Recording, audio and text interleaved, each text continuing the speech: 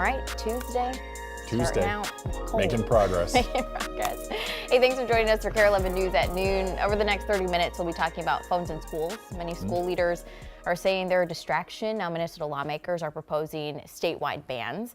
And we now know who may soon be the new owner of the Lynx and Timberwolves. But first, got to talk about that cold, Jamie. Yeah, cold weather. We got a couple of days here where we're going to be having to grin and bear it, folks. There's a look at the satellite and the radar. And again, you can see the snow on the ground because it's pretty much cloud free. We have a little bit of upper level cloud cover moving through the area, but some beautiful Arctic sunshine there to enjoy from the warm side of the window this afternoon. Let's take a look right now. You can see again, just some real thin clouds. Let's take a look at downtown Minneapolis. 3 degrees, but it feels like -8.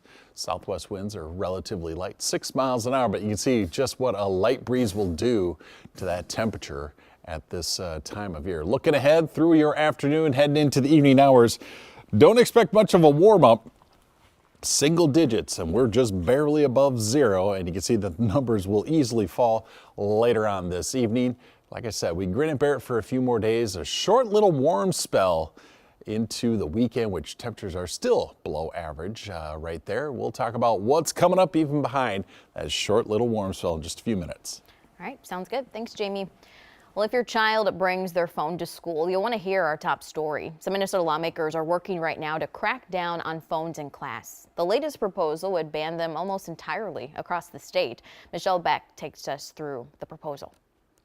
Hey, the bill might feel like a drastic measure to some, but one of the bill's authors says cell phones are driving concerns like cyberbullying and trouble concentrating, issues that have become way too common for students, they say. That's why some lawmakers and educators are pushing for Senate Bill 508. The text says starting fall 2026, school districts must ban cell phones and smartwatches for K through 8th graders across the entire school. It's more nuanced for high schoolers, saying the ban will only apply in classrooms, and all this comes with exceptions. While the House has yet to even see this bill, a law would put Minnesota among states with stricter cell phone bans, which some teachers want to see. Having to tell people multiple times to put their phones away just to get started on their learning activity, that's a waste of time, and that's not time spent on learning. As parents, my wife and I, we have peace of mind by being able to track his location, ensuring his safe arrival and departure from school. Separate from the bill, schools are already embracing change. Within about a month, they must have some kind of district-wide cell phone policy, and that's based on a new state law, which also tells principals to lessen the impact of phones on student behavior, mental health, and academic success. Back to you. Thanks to Michelle for that. Let's take a look at some of the other things we're watching at the state capitol today. In the Senate, committee members will hold a hearing to create an Office of Inspector General meant to take on the fight against fraud across the state. Then over in the House, lawmakers will hear testimony from the Department of Education on what went wrong, leading to the Feeding Our Future fraud scandal. And the House Public Safety Committee will be discussing changes that include higher sentences connected to sex trafficking convictions. At any moment now, President Trump could announce sweeping new reciprocal tariffs. They're meant to match tariffs other countries put on American goods. The announcement comes less than 24 hours after President Trump signed an order imposing 25% tariffs on all steel and aluminum imports, a decision that could have a big impact on several industries, including automaking, aerospace, and oil production. According to NBC News, Canada is the largest supplier of steel to the U.S. This afternoon, a federal judge is blocking an attempt by the National Institutes of Health, or NIH, to cut funding for medical research at major institutions like the University of Minnesota. The block, filed in 22 states, including Minnesota, halts a Trump administration plan to limit indirect costs to 15%. That could significantly impact research programs at universities like the U, where hundreds of millions of dollars in medical research is conducted every year. The U's medical school vice dean for research says the indirect cost keeps the lights on for research programs and labs. We can't separate them. It would be as if we needed to sort of, if we were upon request, asked to return a weight-bearing support beam for a building structure after the building had already been built. The 15% cap aligns with rates set by private foundations providing grants like the Rockefeller and Gates Foundations. But historically, the rate for the NIH have been set on a case-by-case basis and negotiated between the NIH and the institution receiving the money. A federal judge has extended the deadline for federal workers to accept a resignation offer. They also temporarily prohibited the government from soliciting more so-called buyouts.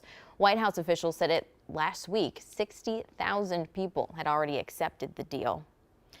Well, after months of back and forth, the Timberwolves and the Lynx appear to be getting new owners. The decision happened just before 5 p.m. last night. Our Audrey Russo has been following the story and has the very latest. Minnesota Pro Basketball is set on a new course this morning. Mark Lore and Alex Rodriguez will now turn over $950 million to buy out the rest of Glenn Taylor's ownership stake in the Lynx and the Timberwolves. That is, of course, pending the final stamp of approval from the NBA Board of Governors. That process is expected to go somewhat smoothly. Now, this decision ends a 10-month legal battle. Glenn Taylor initially pulled back on the deal to sell the teams to Lore and A-Rod. In the last 12 hours, Taylor released a statement saying he was disappointed by the 2-1 decision from the panel and that he's reviewing it before making any additional comments. Lore and A-Rod also released a statement saying that they are excited to move forward with the process. So what does that look like? Well, we spoke to basketball writer John Krasinski, who tells us after the deal goes through the NBA Board of Governors, A-Rod and Lore have their sights set on a new TV deal and a new stadium for both of the teams. Back to you.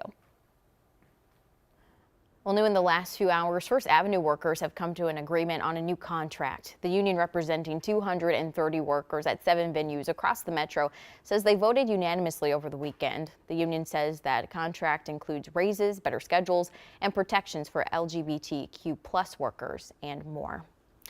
Well, the first full day of testimony is underway right now in the Feeding Our Future fraud trial. In opening statements yesterday, prosecutors painted the executive director of Feeding Our Future, Amy Bach, as the gatekeeper.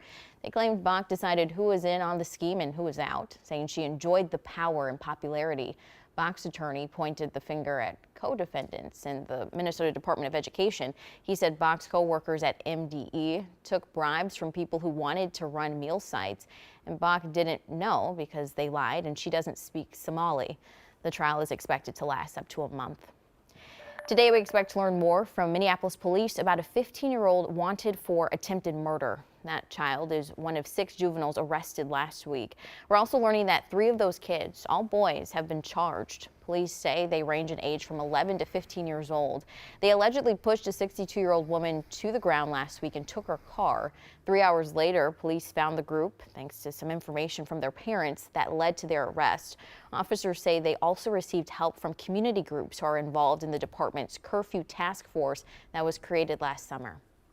A lot of these parents get painted with a very broad brush. At times that is true. There's parents certainly that are neglectful. There's parents that are not in control. You have parents in some cases that are begging the police, they're begging the system to do something about their kid, to hold them. O'Hara says the task force includes home visits on nights and weekends where investigators meet with teens who have been involved in previous criminal cases. They also meet with parents and connect them to resources in the community. The state senator who authorities say was trying to burglarize her stepmother's home is now facing a new felony charge this afternoon.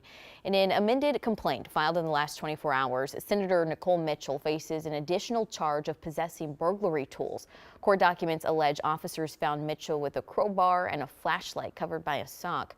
Her trial was supposed to start last month, but a judge delayed it until after the legislative session. Now to a scary story out of the Bahamas. 2 American tourists were allegedly attacked by sharks. Yeah, police in the Bahamas say it happened on Friday. They say the women were hurt while swimming and flown to a nearby hospital with serious injuries. The Florida Museum's International Shark Attack File says unprovoked shark attacks are rare in the Bahamas, but last week's incident is at least the 3rd reported shark attack involving American tourists in the Bahamas since 2023. When you head out for some downhill skiing this winter, you might not expect to see anyone well into their 90s. That's unless you go to Welch Village. When we come back, we'll meet the man who's skiing through the decades and still going strong. That's in this week's Land of 10,000 Stories.